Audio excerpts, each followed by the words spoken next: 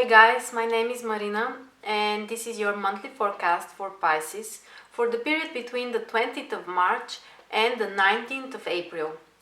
Basically, this is the period when we have the transit sun in Aries. So on the 20th of March, the transit sun enters Aries and your second house. So that's a very important period of the year. So that's the month of the year when you should be mostly focused on your finances. You should be focused on some kind of financial or issues related with resources, focusing on your resources. And that's a very positive time to be more initiative, to take concrete actions that can improve your financial situation.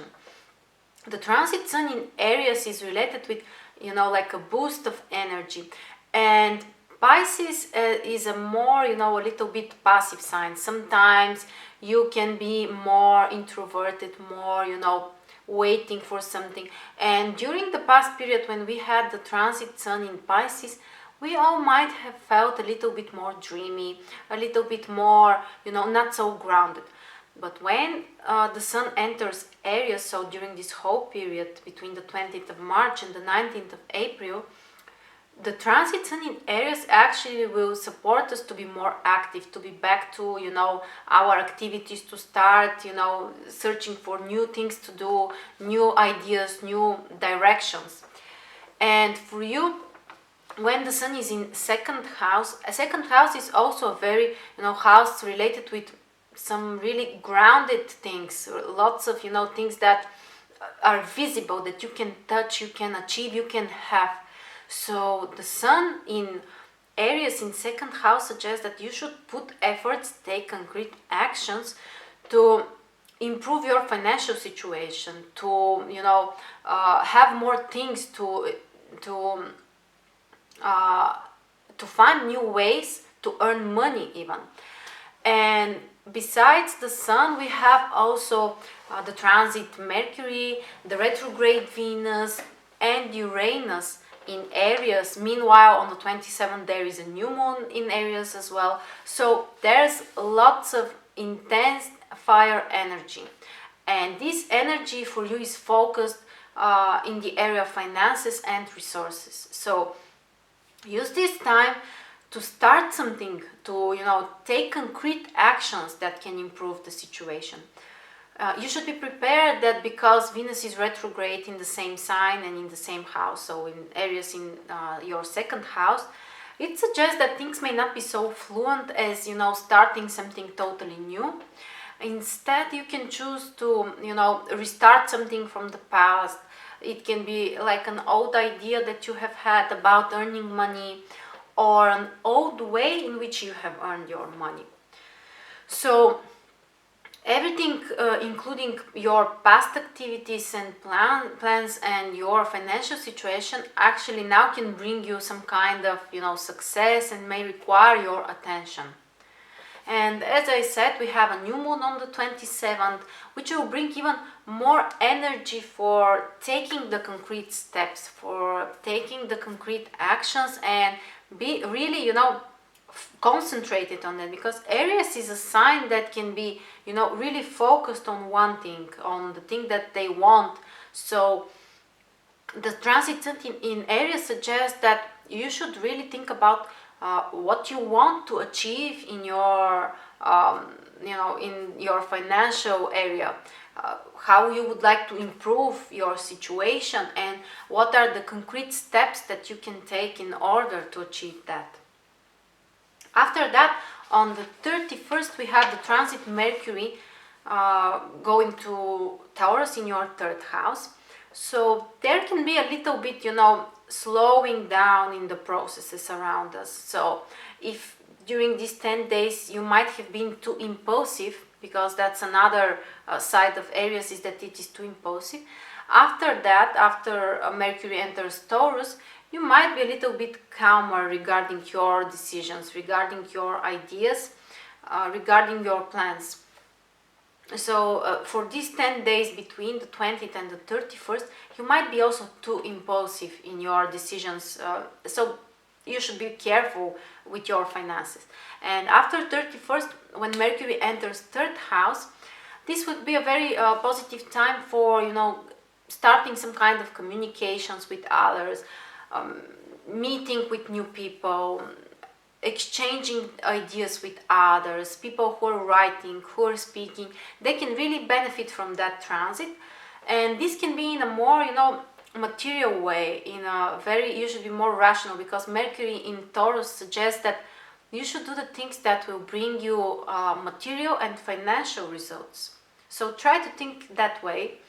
Also, Mercury in third house is a great transit for traveling, especially for some kind of short trips, even some kind of business trips, or learning new information, even signing some contracts or taking decisions regarding some kind of documents.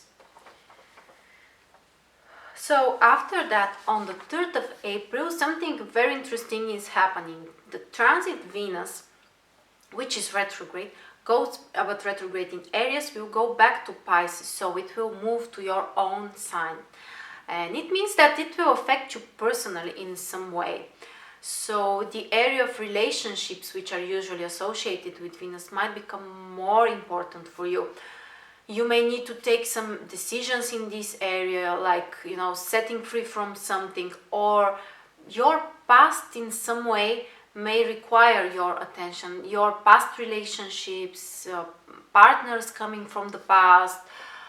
You can think about, you might be more wanting to turn back, and you may decide to change something in the past. And this is actually all positive thing to do. What you should avoid doing is starting new relationships.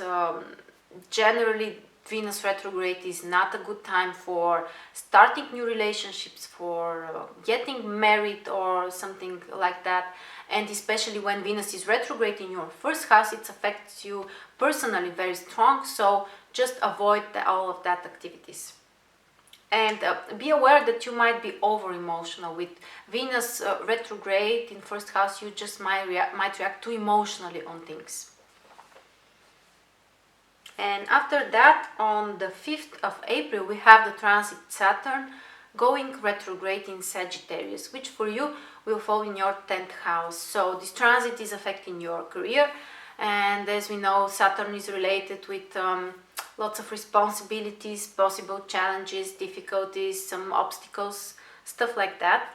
And when Saturn is changing the direction, for a few days the planet is stationary, which means that there is a really, the energy is intensified, really focused.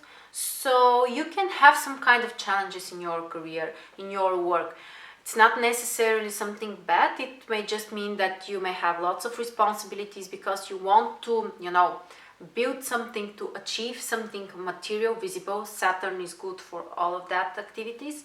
So be careful with your plans and actions and your expectations, because things may require more time. Some kind of delays are possible, especially in your career projects during a few days around the 5th of April.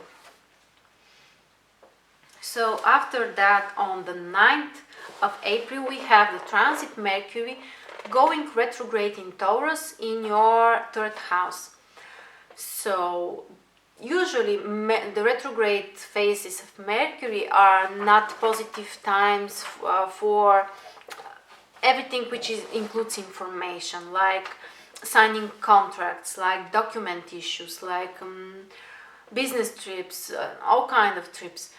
But Mercury transiting 3rd house actually accentuates even more this topic, because 3rd house is similar like Mercury. This is the house which is traditionally ruled by Mercury. So you should definitely avoid signing new contracts, having important negotiations. If you want to connect with someone for the first time, like, introduce yourself, that's probably not the best time to do that. So check everything. Check your emails, check your devices, your computers, everything. It's more possible to have some kind of technical problems during this phase of Mercury retrograde in your 3rd house. So just check everything, be careful for misunderstandings and for mistakes.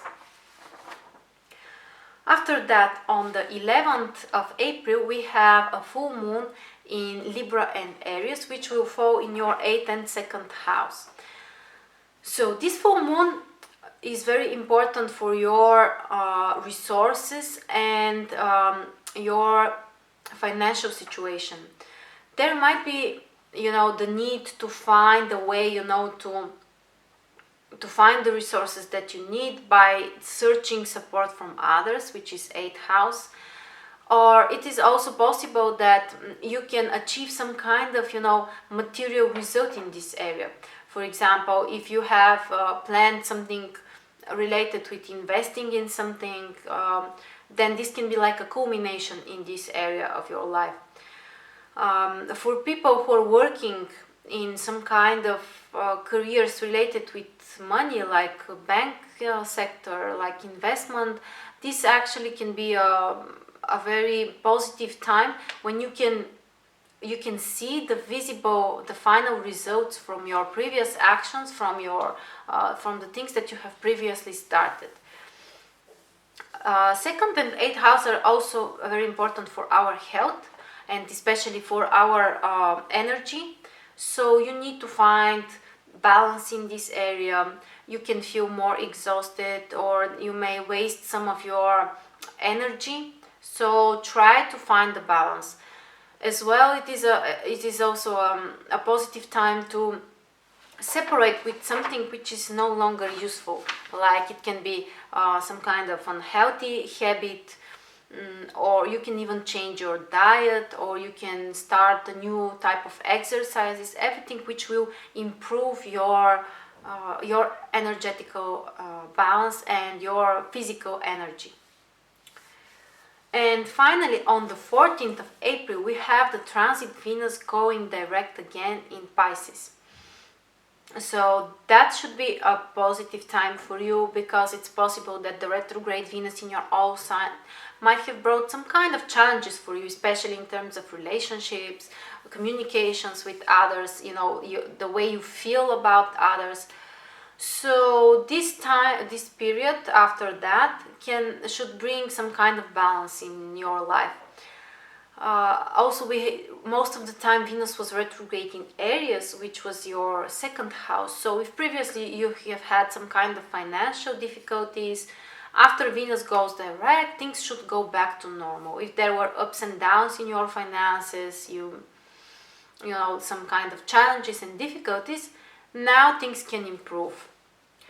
So generally that's a very interesting month, that when you can focus more on some kind of practical things, of course being more active regarding these areas, especially focus on your finances and try to improve your situation with your personal actions.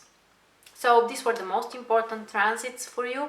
Thank you very much for watching, and see you around.